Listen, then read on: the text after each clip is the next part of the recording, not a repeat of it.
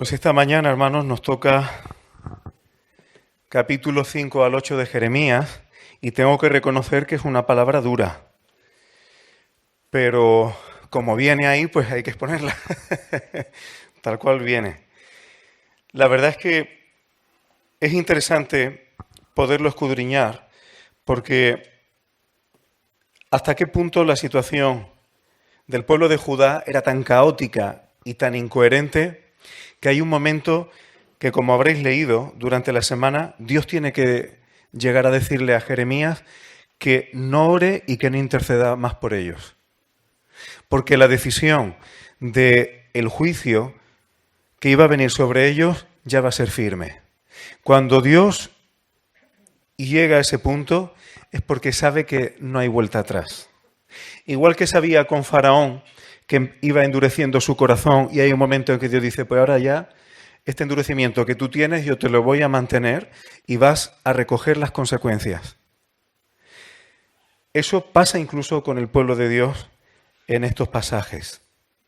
Vamos a ver algunas de estas cosas. En el capítulo 5, fijaos, Jeremías, predicando, se acerca a los pobres del pueblo y no había manera. Y entonces dice, bueno, han perdido un poco el equilibrio, no tienen sentido común, pero es porque ellos no conocen los caminos de Dios. Voy a ir a hablarle a los ricos, a los grandes del pueblo, porque estos sí tienen conocimiento, estos tienen más cultura.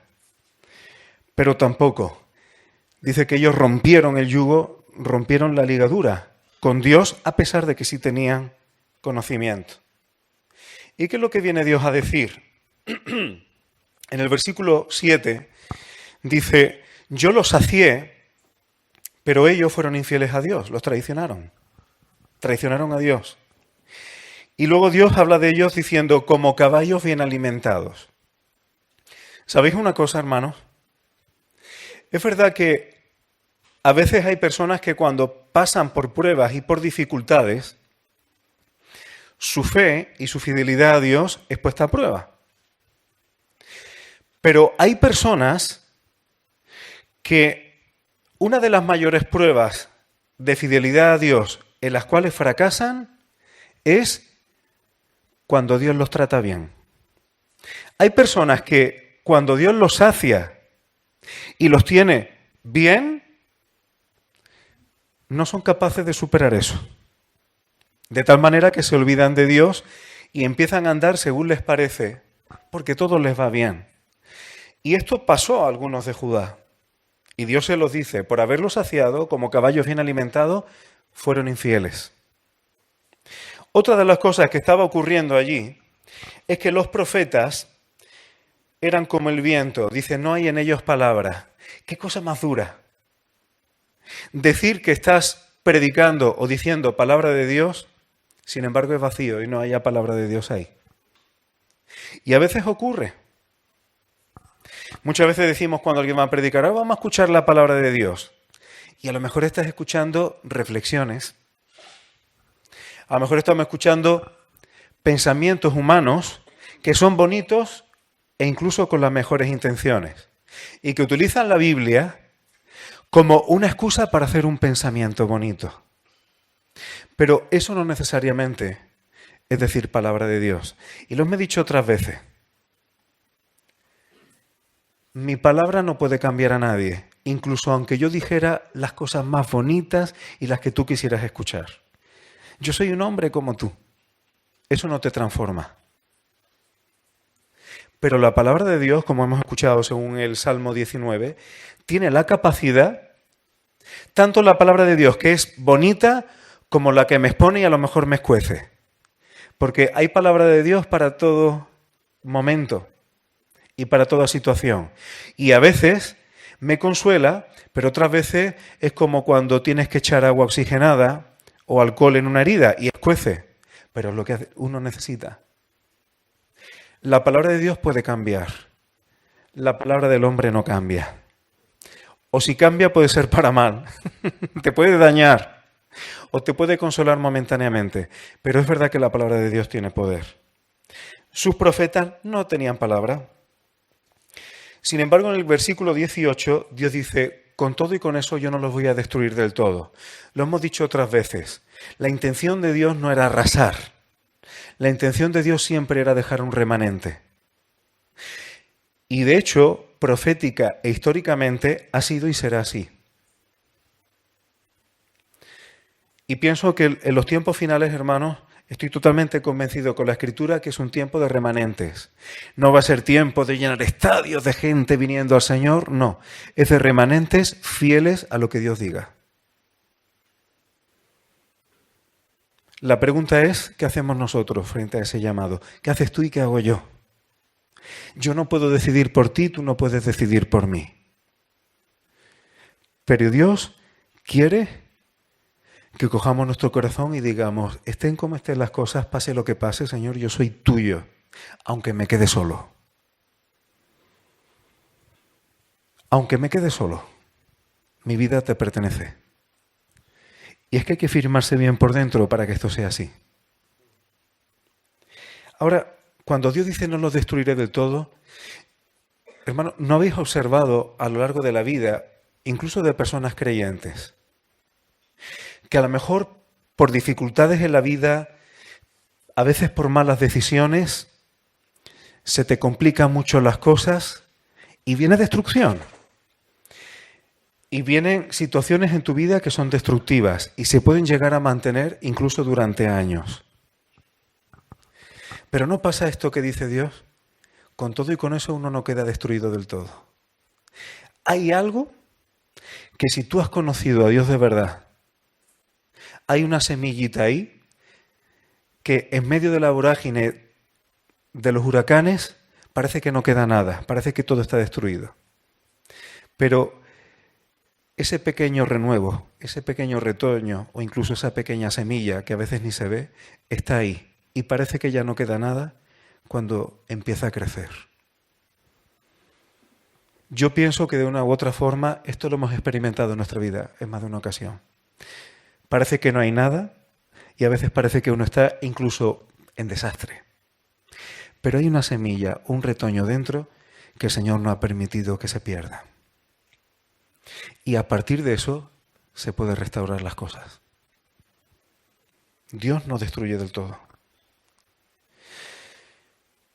El Señor, en el versículo 24, le dice a su pueblo que empezó a haber problemas con la lluvia temprana, con la lluvia tardía, los tiempos establecidos para la siega, es decir, con los ciclos de la propia naturaleza de los cuales nos alimentamos todos, porque todos comemos de eso. Tanto los ricos como los pobres comen del pan que produce la tierra, para todos. Pues estas cosas fueron afectadas y estorbadas por lo que dice el versículo 25. Vuestras iniquidades han estorbado estas cosas. Es impresionante, hermanos, cómo no seguir el consejo de Dios, la instrucción de Dios, la ley de Dios, llega a afectar el orden de las cosas, el orden de la naturaleza.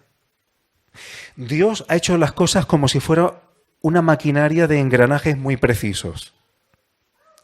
Y ni tu opinión ni la mía va a cambiar los engranajes de Dios. Voy a poner un ejemplo un poco tonto, pero creo que es gráfico. Ya sabéis que para que una bicicleta ande, las ruedas tienen que estar derechas.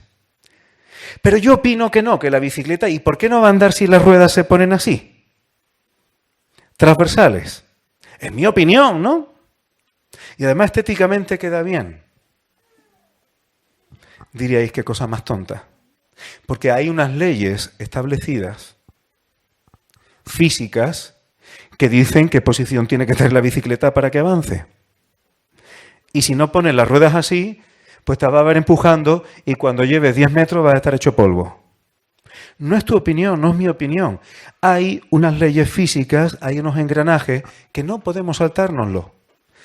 Y de la misma forma que hay leyes físicas, Dios ha establecido para el hombre, para los seres humanos, también ha establecido un orden, unos engranajes, y si nos lo saltamos a la torera, pues tiene consecuencias, hermano.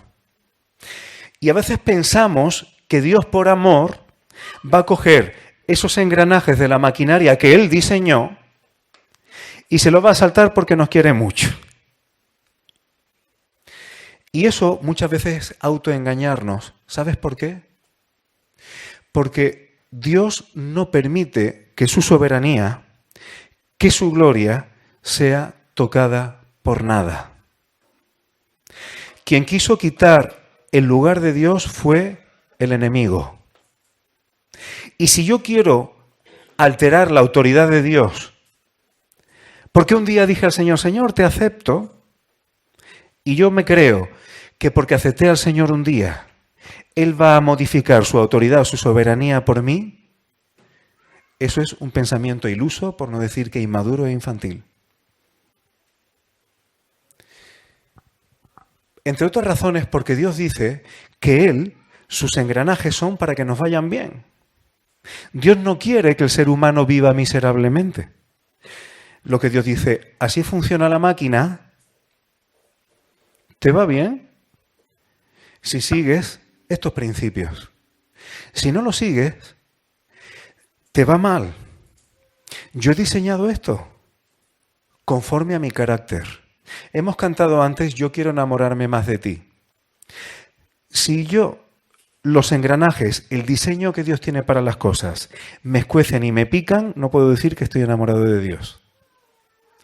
Si sus mandamientos, que son para vida, a mí no me gustan, es como decirle a Dios, no me gustas. Porque esos engranajes expresan cómo es su carácter, expresan cómo es su corazón. ¿Y se le puede conocer así? Pues las iniquidades del pueblo de Judá llegaron a alterar hasta las propias leyes de la naturaleza. Trajo consecuencias. Y fijaos hasta qué punto era caótica la cosa. Dice el versículo 26 que en el pueblo fueron hallados gente impía, gente que se decían conocer a Dios y que estaban en pacto con Dios. Esto no eran los ateos. Gente impía que dice que acechaban como quien pone lazos y dice que pusieron trampas para cazar hombres. Esto es fuerte, ¿eh? Madre mía la situación que había aquí. ¿Os suena a alguien que hizo esto? Uno de los personajes más siniestros de la Biblia, aunque no habla tanto de él, se llamaba Nimrod. Él hizo una gran ciudad e inició una construcción que se llamaba, ¿recordáis? Babel, la Torre de Babel y la gran ciudad que se llamaba Babel. Pues dice que él era vigoroso cazador delante de Dios. Y dicen muchos eruditos, y no pocos, que lo que se está refiriendo no es que cazara ciervos, sino que era un cazador de hombres y le daba igual hacerlo delante de Dios. Sabía que Dios estaba ahí, pero le daba exactamente igual y era cazador de hombres. Pues bien, dentro del pueblo de Dios hubo cazadores de hombres. Pero eso solamente pasaba en el Antiguo Testamento, hermano. Hoy día en las iglesias no hay nadie que se dedique a cazar a nadie. Cazar con Z, ¿eh? No con S. Que algunos casados han terminado cazados también. Pero eso es otro tema. Pero fijaos qué fuerte, hermanos. Dentro del pueblo de Dios dedicarse ir unos a por otros. Ese es el principio de Babilonia, pero no el principio de Dios. Por si fuera poco, hermanos, fijaos qué situación. Aquí estamos poniendo como piezas de un puzzle y al final la foto es caótica. Por eso Dios tiene que decirle a Jeremías, no ores ya más por ellos. Ahora ya es que tienen que recoger lo que has sembrado. Es que esto ya no se enmienda de otra manera. Se le ha avisado, se le ha dado mucho tiempo. Y anda que Dios no tuvo paciencia enviando una y otra vez, una y otra vez. ¿Por qué me dejáis? Que es mejor para vosotros. Restaurado. Y aquí lo va a volver a decir. Dice, cosa espantosa y fea es hecha en la tierra. ¿Qué es espantoso y feo para Dios? Pues lo dice el versículo 31. Profetizaron mentira. Y pensad, hermanos, que profetizar no solamente es decir el futuro, sino hablar de parte de Dios. Decir de parte de Dios mentiras, y los sacerdotes que dirigían al pueblo según la voluntad de Dios se estaban guiando por esas mentiras. Y el pueblo lo permitió. Y esto dice Dios que era espantoso y feo. Por eso, hermanos, Nuestra principal responsabilidad como hijos de Dios y como iglesia no es decir lo que la gente quiera escuchar. Eso sería marketing, eso sería una empresa. ¿Pero qué sacamos nosotros de todo esto? ¿Hay alguien aquí que viva de venir a la iglesia? Nuestra responsabilidad, hermanos, es decir la palabra de Dios tal cual. El efecto que hagan las personas no lo sabemos. Ojalá sea para vida. Pero eso no depende de nosotros. Nuestra responsabilidad es decir la verdad de la palabra.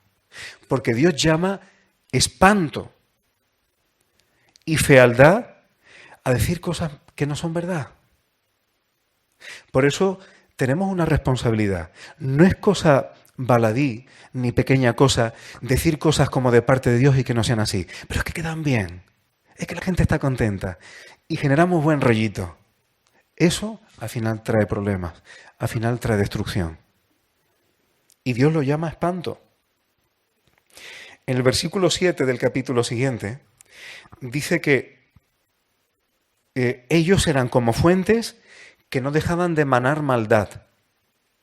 O sea, había un momento, y estamos hablando de gente que era un pueblo de Dios, y lo que venía en su corazón era maldad, maldad, maldad, maldad. Hay personas que son así, pero si encima se dicen que son pueblo de Dios, esto es contrario a lo que Jesús dijo. El que cree en mí, de su interior correrán ríos de agua viva. ¿Qué dice Santiago? De una misma fuente no puede haber agua dulce y agua amarga. Y ellos tenían esta amargura en el corazón. Dice el versículo 10, ¿a quién voy a hablar y amonestar para que escuche, para que oiga? No podía hacerlo. ¿Sabes por qué? Dice que la palabra de Dios se le hizo vergonzosa y no la amaban. Dice que no se avergonzaban de hacer cosas abominables, no se avergonzaban, y de la palabra de Dios sí se avergonzaban. Increíble. Era tremendo. Por eso, ¿cuál es el consejo de Dios? Llegados a este punto, versículo 16, uno de mis pasajes favoritos de toda la Escritura. Paraos en los caminos, antes de que tú sigas andando. Alto, quieto, parado. Frena, piensa. Preguntad por las sendas antiguas. ¿Cuál sea el buen camino? Y andad por él. ¿Y qué pasa? Es que Dios no ha cambiado.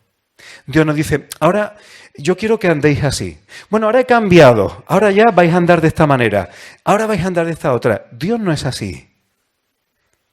Es el camino de siempre. ¿Y qué pasa? Cuando uno pregunta, uno llega a decir, voy a frenar un poco, voy a pensar, voy a meditar. Que cuando uno anda por el camino que Dios siempre dijo, hay personas que piensan que las sendas antiguas es como era la iglesia al principio de su denominación. Ni siquiera es la iglesia de principio de Hechos de los Apóstoles. A veces escucho personas decir, tenemos que volver a ser como la iglesia primitiva. Y se refiere a la iglesia primitiva hablando del capítulo 2 de Hechos de los Apóstoles.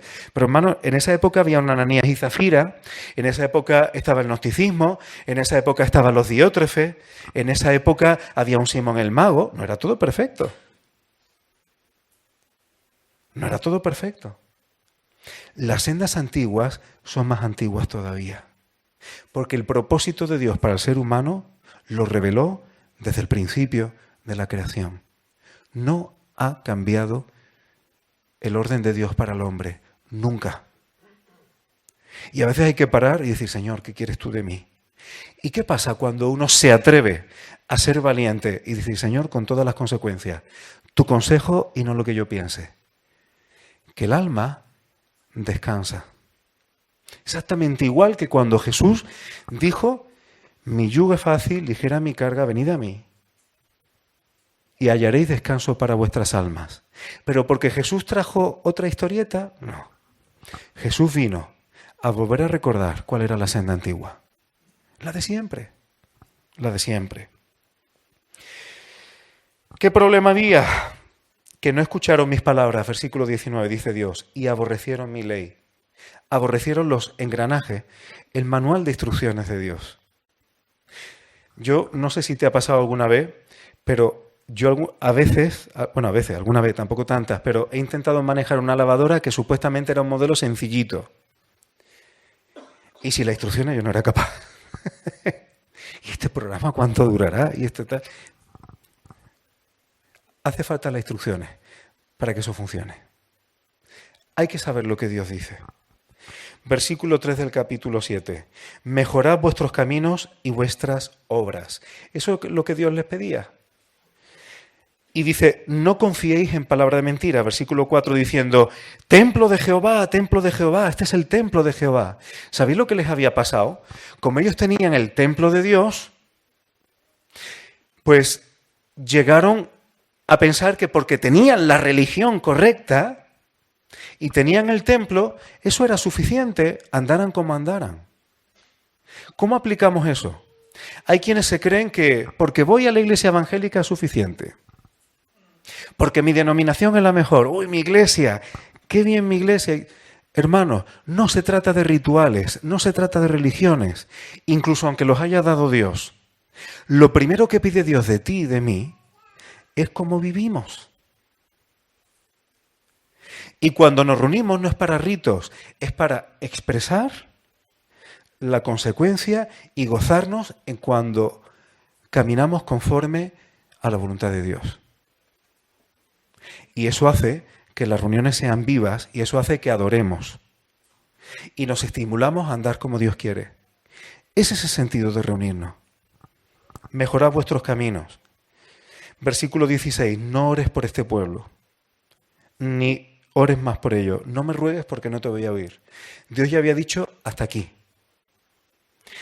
Y luego Dios vuelve a decir, ahora sí estoy terminando de verdad, cuando yo saqué a Israel de Egipto, mi intención no era que me presentaran sacrificios, holocaustos y todos los rituales que sí dio Dios. Dice, lo que yo quería, lo que yo les mandé, escuchad mi voz. Quiero ser vuestro Dios, que seáis mi pueblo y que viváis, que andéis en el camino que yo os diga, para que te vaya bien. Es que eso te va a traer bendición. Eso es lo que Dios quería. Lo otro vino después por otros motivos, pero la intención de Dios no era, venga, vamos a hacer un ritual, vamos a hacer una religión. Lo que Dios quería es ser vuestro Dios y que andéis como yo quiero. Y ya veréis cómo eso te va a traer una vida plena. Eso es lo que Dios quería. Y eso es lo que Dios sigue queriendo hoy. Voy a saltarme algunas cosas. Hermano, no tengo tiempo de más. Pero el mensaje de Dios no ha cambiado.